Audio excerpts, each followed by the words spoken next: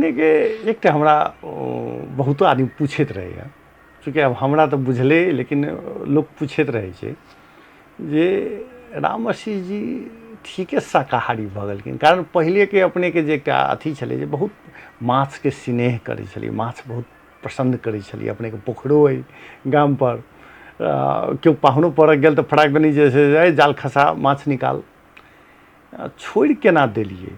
चूँकि अब हमरा तो बुझल है जे बनारस में जखन पंडित जी के आना गेल रही, हम स्वयं रही ओइ टोली में, तहिए से हम सब खेलिए। हम अब विजय दत्त सर प्रेम से केलहुँ, लेकिन अपने नवल मुरारका जी कहलिए नहीं हम सब नहीं, तो नवल जी खेबे नहीं करे तो वो अहूँ नहीं खेलिए। तहिए से छोड़ दिली कि फिर बाद में छोड़ली, केना भेलै?